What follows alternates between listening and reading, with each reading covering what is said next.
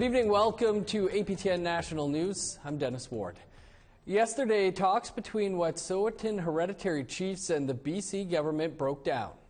Last night, the RCMP said they would be soon moving in to enforce the injunction, allowing Coastal GasLink to operate on Wet'suwet'en territory. And early this morning, just before dawn, they did move in. Police started arresting people and dismantling the camps of one group of Wet'suwet'en and their supporters who oppose a pipeline going through their territory. APTN's Lee Wilson was at the RCMP checkpoint and has more.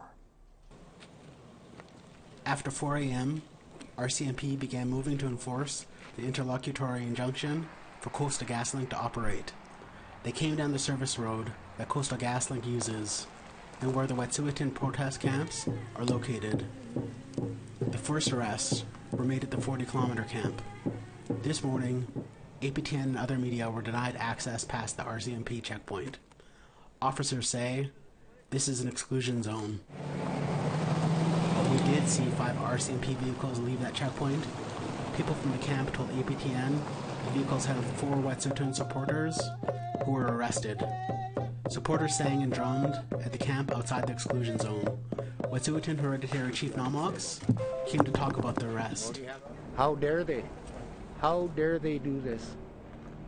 They come in under the cover of darkness. Now they won't even let media in to track. They're going to try to put out propaganda saying that they did this peacefully, and yet people are removed from the land. An RCMP helicopter began circling the checkpoint and the camp.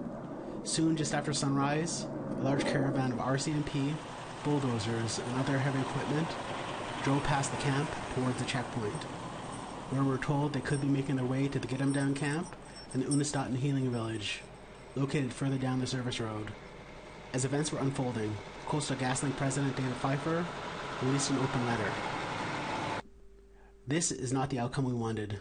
We have made exceptional efforts to resolve this blockade through engagement and dialogue.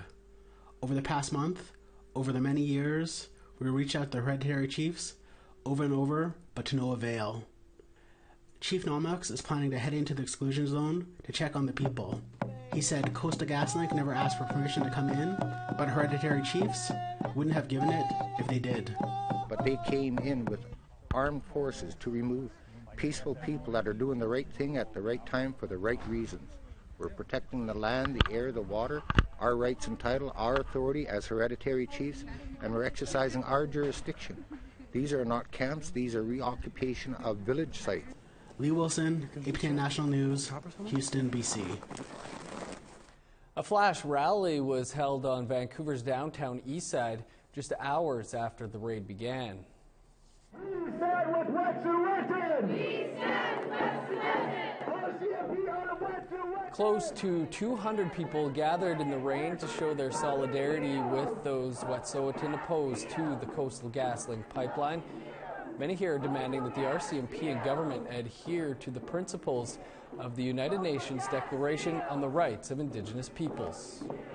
I think that it shows that the provincial government is not abiding by their commitment to UNDRIP, and I feel like it was done in a way that they would say one thing and then do another because it was without eyes to be seen.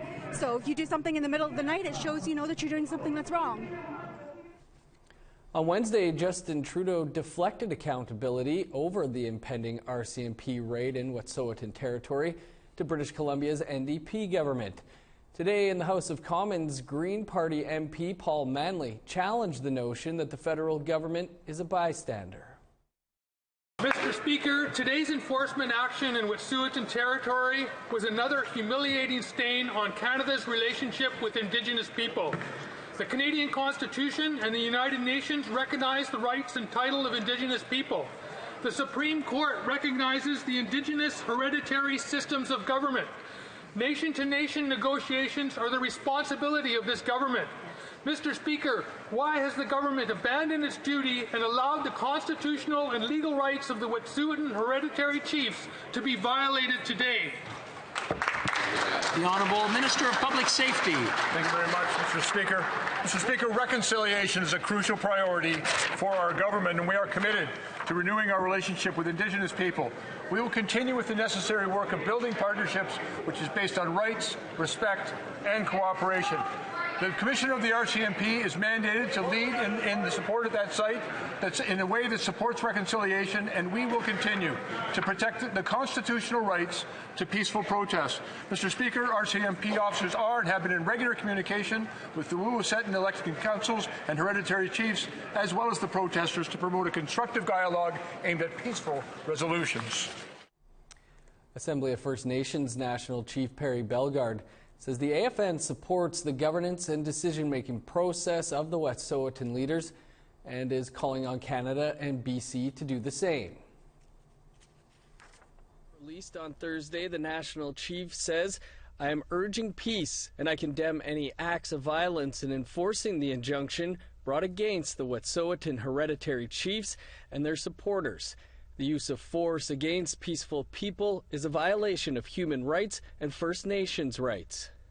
The RCMP is sworn to uphold Canada's law, but Canada must respect First Nations laws and Wet'suwet'en laws. Canada's highest law, the Constitution, affirms in Section 35 the inherent rights of First Nations and our right to self-determination. We will never achieve reconciliation through force. If this is really about the rule of law, then governments should be honoring the rights and title of First Nations in their traditional territories. The only way to resolve this is open dialogue amongst all parties, including dialogue with and within the Wet'suwet'en Nation. Going forward, we need to work at implementing First Nations laws as equal to common law and civil law. In Montreal, both Indigenous and non continued their support for the hereditary faction opposed to Coastal GasLink. But as one Wet'suwet'en expatriate wants to make clear, not all acts of solidarity are welcome. Lindsay Richardson has that story.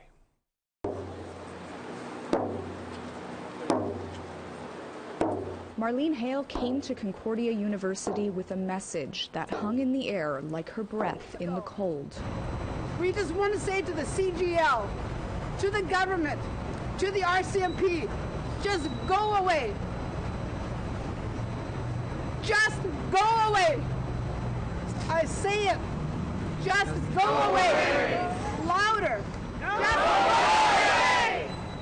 Thrust into accidental activism a year ago, Hale, the self-proclaimed only Wet'suwet'en in Quebec, called for calm at this student-run demonstration held on the eve of a potential mobilization near her home in BC. We want to keep things peaceful. We don't want to put our anger out there. So they're starting to clear out that camp, arresting people that aren't in violation of any injunction, that are following Wet'suwet'en law. But even before sunrise, those calls for peace went unheeded. There's some more invaders right there. An RCMP convoy made its way to the Unistoten camp, arresting several and escalating the potential for on-the-ground conflict. This is time to stand up and push back. Enough is enough. We're going to do more than we have done in the past. Last week, a group called Solidarité Unistoten wreaked havoc during rush hour, lighting fires and blocking a main highway exit. Our fight today is your future. But despite the word itself, fight, Hale says destructive, independent actions can do more harm than good. And I'm also very worried for the protection of all people. And it's very important that we keep the struggle up, we keep the fight strong and keep ourselves strong. But we do it in a mindful way. Boiled down, Hale says it's all in favor of getting on the right side of history. If you want to put something to heart and put it to the streets, that's the best way you can help our people right now. Lindsay Richardson, APTN National News, Montreal. Well, we want to hear what you have to say. Here's how you can continue the conversation. Send your emails to news@aptn.ca. Find us online at aptnnews.ca and on youtube.com/aptnnews. You can also follow us on Facebook, Twitter, and Instagram for the latest Indigenous news. Well, to other news now, and the Ontario Human Rights Commission says it will proceed with a discrimination complaint against the Timmins Police Service and a local hospital and social services board. In February 2018, Timmins police shot and killed Joey Napesweet. The next day, Agnes Sutherland died in hospital after she was in police custody. Both were in Timmins for medical appointments. Renaud Manheim is Ontario's Chief Human Rights Commissioner. I think the issues around culturally safe service delivery and what that means are also common across the North. And in part, I think why we wanted to get involved in this application and file our application was because we think that this could be an opportunity to clarify in the law what the obligations of those service providers are, and hopefully to bring broader systemic change. Well, time for a quick break, and then we'll take you to the ceremony for the Arctic Inspiration Prize. Hello, I'm Todd Lamoran, and here's what we'll have for you on Nation to Nation. I speak to former Liberal MP and Justice Minister Jody Wilson-Raybould. She's embracing her new role as an independent MP, but feels the Indigenous rights framework is unfinished business. As well, the Parliamentary Secretaries for Indigenous Services and Crown Indigenous Relations drop by our studio to talk more about their roles in supporting their ministers. And Senator Kim Pate introduces a bill to allow judges to not impose mandatory minimum sentences.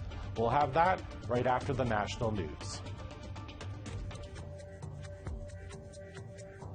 Here's a look at Friday's weather forecast starting on the East Coast. +8 with showers for Halifax, rain, and -1 in St. John's. 17 below for Nain, -23 in Inukjuak. -6 with snow for Montreal and Quebec City, 18 below in Chibougamau. -3 with flurries in Toronto and London, 5 below for Ottawa. 15 below in Thunder Bay, sunny skies, and -18 in Sioux Lookout. -21 with snow for Churchill, 18 below and snow in God's Lake. Sunny and -18 for Gimli and Winnipeg, 12 below with snow in Dauphin. -5 and flurries in North Battleford and Saskatoon. -19 in Uranium City, 10 below in Meadow Lake.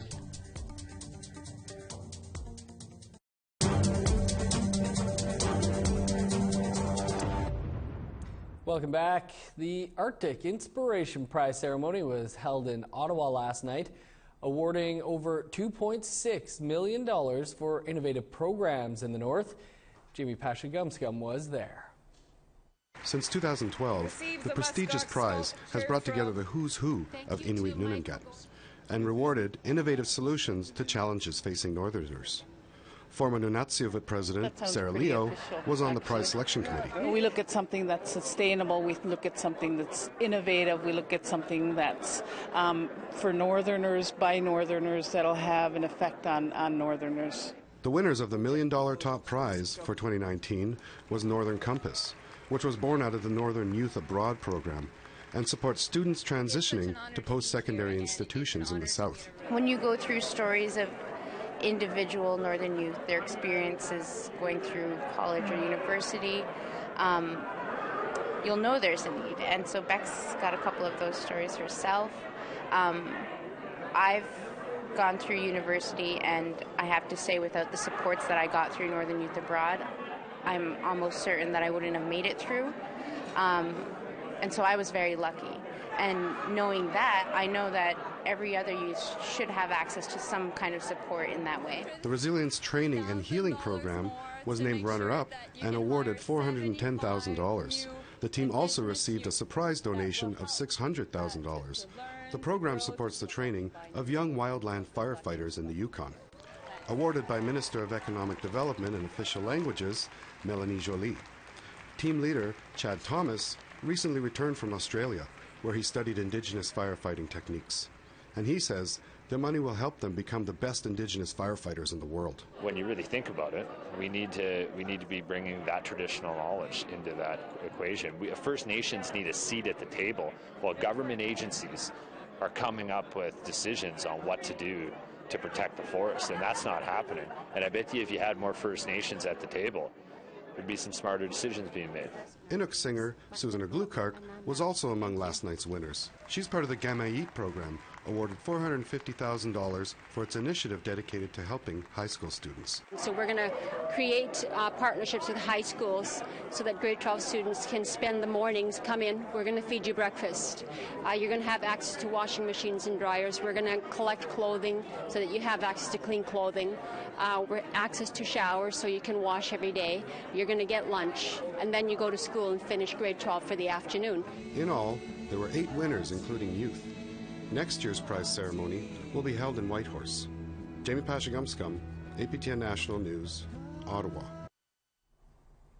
Wow, some amazing programs recognized there. On this week's APTN Investigates, Christopher Reed digs into Canada's toxic legacy, nuclear waste.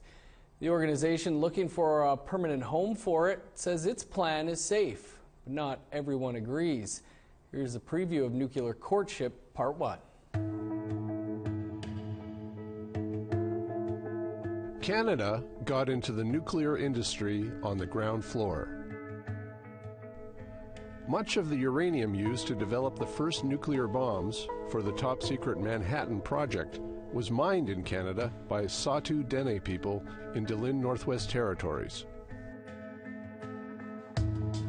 And Chalk River, Canada's first nuclear reactor facility, was involved in producing plutonium for the Allied weapons program. Today, Canada no longer supplies uranium or plutonium for nuclear weaponry and has signed the United Nations Nuclear Non-Proliferation Treaty. But Canada's involvement in nuclear energy continues. Currently, about 15% of all Canadian electricity is produced by 6 nuclear power plants, 5 in Ontario and 1 in New Brunswick. And the nuclear reactors at those plants produce nuclear waste, waste that doesn't have a permanent home. And that's why Canada's nuclear energy industry is looking for partners.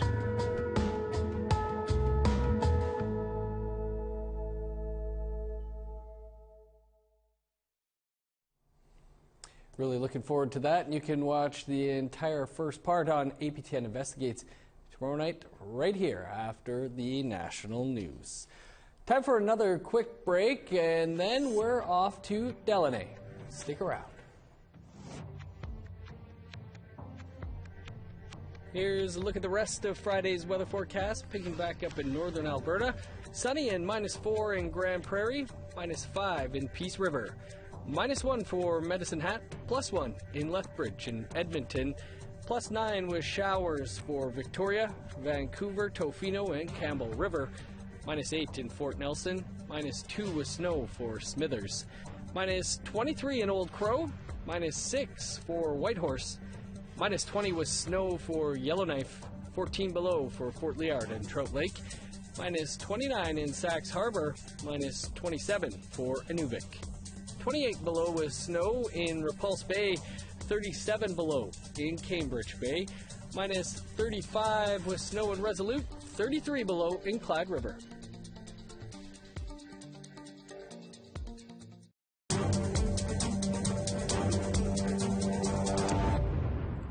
Welcome back.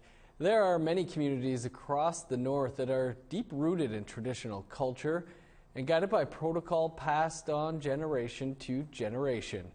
Our reporter Charlotte Morton-Jacobs looked into one Saulteaux community known for its emphasis on spirituality. Here's that story. The doors are always open to the Prophet's house. I feel connected along with all those photos of the elders.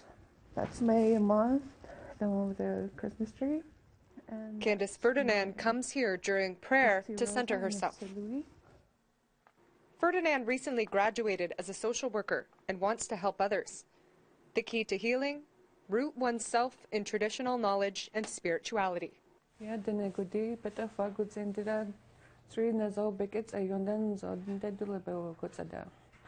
And what that means is, like, we survive so long.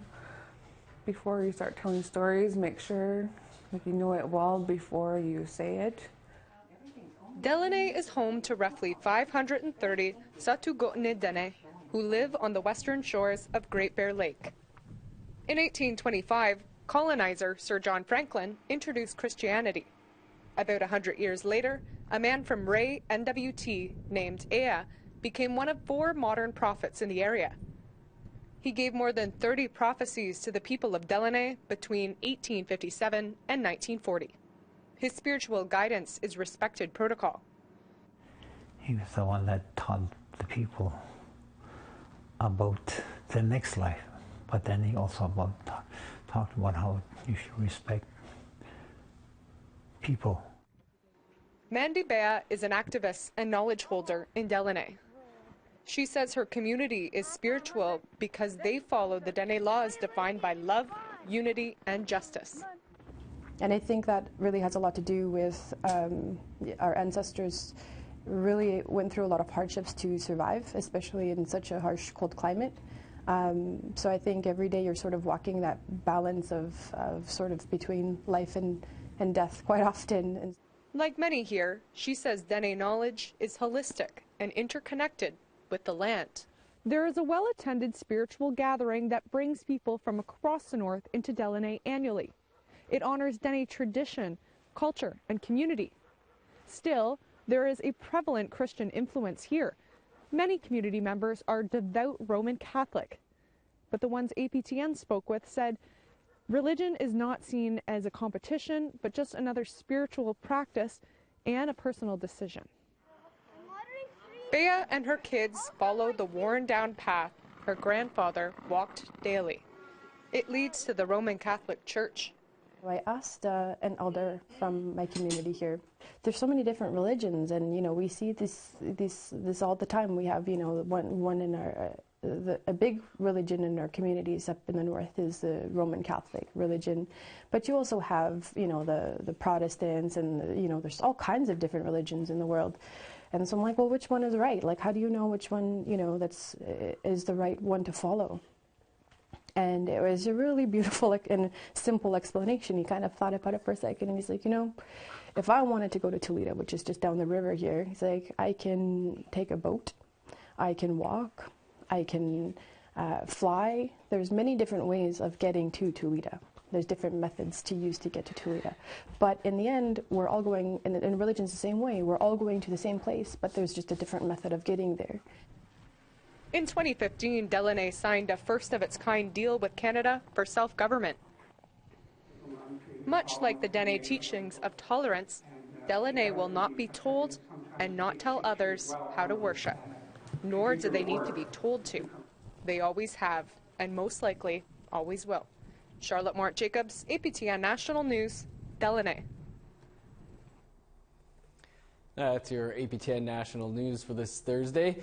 You can find much more on the raid in Wet'suwet'en territory on our website, aptnnews.ca, and stay up to date on the very latest by downloading the APTN News app. Now, stick around. Nation to Nation with Todd Lamarand is up next. I'm Dennis Ward. Thanks for tuning in. We'll see you back here tomorrow.